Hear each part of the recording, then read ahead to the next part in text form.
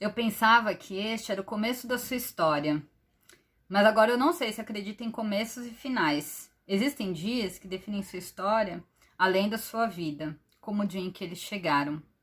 Essa é a fala da doutora Louisa Banks, protagonista do filme A Chegada, filme de 2016 dirigido por Denis Villeneuve e disponível aí na Netflix.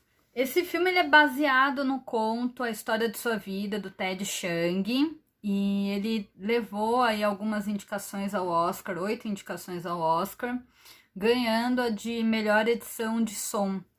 Então, para quem ainda não assistiu ou quem já assistiu e for assistir de novo, prestem atenção aí no som do filme, que é bem interessante, né? Não só a música em si, mas, enfim, os ruídos, todo o som que ele envolve. Bom, sobre esse filme, a história é mais ou menos assim.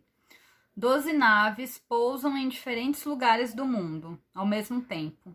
Uma, obviamente, claro, né, vai pousar lá nos Estados Unidos. E aí cada país aí vai reagir de uma forma, né? Vai observar essas naves que são gigantescas, vão conseguir entrar, inclusive, em alguns momentos lá dentro e dar de cara ali com as criaturas que fogem também do tipo de alienígena que a gente imagina, com aquela estrutura humanoide, de cabeça grande, olhos grandes, né? São alienígenas diferentes e que tentam se comunicar com ruídos e depois eles vão também tentando se comunicar com imagens.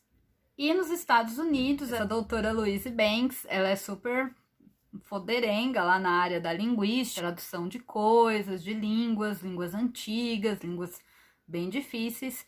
E o governo dos Estados Unidos vai convocá-la para tentar se comunicar com os alienígenas, para entender o que eles estão querendo dizer e o que eles querem, qual que é a intenção deles aqui no planeta. Junto com outro cientista, o Dr. Ian Donnelly, eles vão começar a visitar, né, essa nave, visitar esses alienígenas e tentar se comunicar de alguma forma. Ela vai se empenhar bastante para decifrar o que é aquilo que eles estão tentando apresentar para eles, enfim.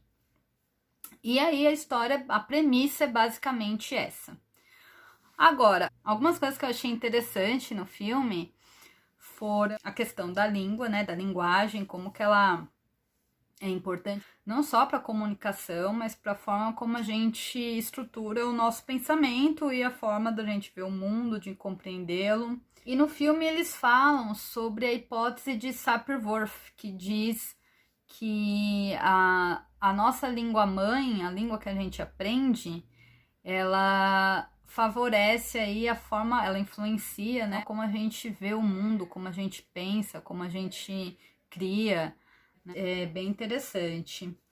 Outra coisa também que a gente pensa, porque esse filme ele vai abordar além da questão dos alienígenas, né, da visita e da vida extraterrestre, uma outra coisa também é sobre o tempo.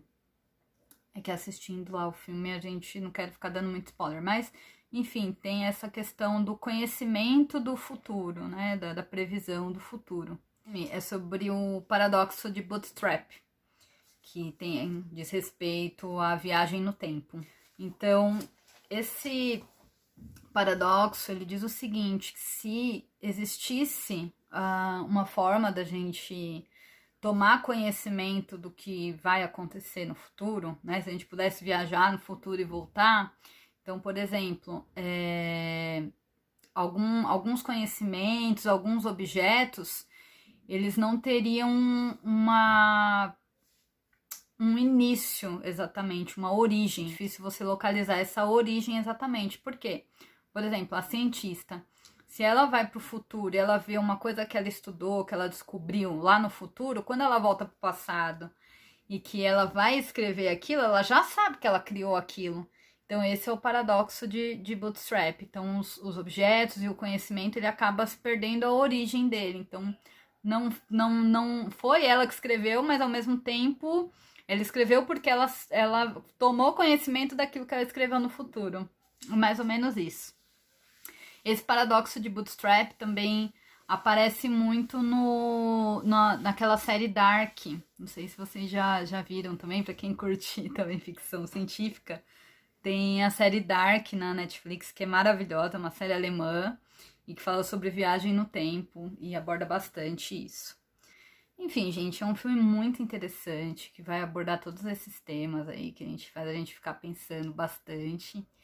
E eu que adoro ficção e esses filmes mais viagens, assim, eu fico pensando muito. Imagina, tivesse mesmo uma, uma visita extraterrestre, como que a gente reagiria, né? Não sei. No filme a gente vê a reação aí dos governos, né, de cada país, cada um vai influenciar o outro. Governos, os militares. Fala também como que o meio científico lidaria com isso, né? A gente vai acompanhando ali a doutora Louise, o cientista lá, a gente vai vendo como que os cientistas trabalhariam no meio disso, também muitas vezes acho que até se confrontando aí com os governos e com os militares, e a população civil, um medo, muitas vezes exigindo uma ação aí dos governos, uma ação militar mais agressiva, acho que talvez até por medo, assim, não dá, é algo que a gente não consegue imaginar muito, embora nesses últimos tempos é o que falta, né, acontecer. 2020 tá tão... começou de um jeito tão estranho que só falta essa visita alienígena pra gente. Quem não assistiu, aproveita essa quarentena, assista, tá lá escondidinho na Netflix, e depois vem aqui comentar comigo e pra gente trocar uma ideia. Uma outra coisa também que eu fiquei pensando, como o filme ele trata sobre conhecimento de futuro, uma outra pergunta aqui, né? Uma outra questão. Se vocês conseguissem ter o conhecimento todo do que seria a sua vida inteira, você mudaria alguma coisa? Seria possível mudar alguma coisa, né? Se você soubesse que, sei lá, ia passar por um problema gigantesco, se você soubesse que ia entrar em enrascadas que iam te ferrar inteira, você aceitaria, mudaria essa vida, né? Eu adoro esses temas assim de viagem no tempo, essas coisas eu gosto bastante. Tem aquele outro filme também que eu lembrei, o Donnie Darko, né? Donnie Darko, que fala de viagem no tempo, também muito legal. Mas enfim, agora sobre outras obras aí também do cinema que quando eu tava assistindo ali, né, eu lembrei bastante. Um deles foi o Solaris. O Solaris, nossa, eu pensei muito no Solaris, porque não sei se vocês conhecem. Solaris é do Tarkovsky, que é um cineasta russo. Esse filme é da década de 70, que é bem o período da Guerra Fria, né? Então aquela disputa de quem chega primeiro no espaço, de quem que chega primeiro na Lua, quem tem mais poder. E aí o Tarkovsky fez esses Solaris. O Solaris, na verdade, não é a visita dos alienígenas. E a gente que vai, né, os astronautas vão até um planeta chamado Solaris. Eles têm uma estação espacial ali. E aí um dos astronautas se mata e um psicólogo é enviado para lá para saber o que está acontecendo com aquela tripulação, né? E aí ele percebe que naquele planeta tem tipo, como se fosse um oceano, um mar, uma coisa meio estranha, meio gasosa, mas que tem uma influência que eles não conseguem entender de quem chega ali perto. Né? Então, dos astronautas, do próprio psicólogo que acabou indo até, que brisa, né? Que foi até a nave para saber, e aí ele começa a refletir sobre muita coisa da vida dele, particular dele, então, da namorada que morreu, aí ele volta a reviver, a namorada aparece do nada lá na nave, enfim.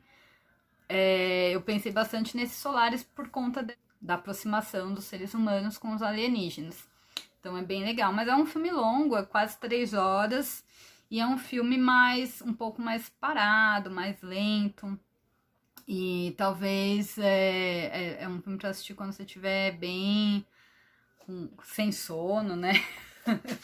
porque senão a gente dorme mesmo. E outro filme clássico da ficção científica, 2001, Odisseia no Espaço, um filme que eu amo de paixão, mas que eu entendo também que é um filme bem cansativo. Quem não tá acostumado muito com filme lento, é uma obra de arte, assim, maravilhosa. Então, 2001 também, essa história, né? A população, ela é enviada, acho que até Júpiter, a Saturno. E aí o que é interessante no 2001 é o monolito que aparece, né? No início, lá no período pré-histórico, primeiros hominídeos ainda, aparece um monolito do nada que transforma, pelo menos é o que o Kubrick, que é o diretor do filme, fez a gente pensar, né? A hora que aparece o monolito, aqueles macacos, né, primeiros hominídeos, eles começam a ver que eles podem fazer ferramenta com um pedaço de pedra, de osso. Aí depois dá o salto no futuro, quando já tem as viagens espaciais. Então, no 2001 a gente vê essa influência que tem o monolito, que a gente também não sabe de onde que surge esse monolito, se é alguma espécie alienígena, o que é aquilo, mas que tem uma influência também muito grande nos seres humanos que se aproximam dele. Então é isso, até a próxima. Quem assistiu e quiser comentar alguma coisa, quem não assistiu, assista, é muito bom.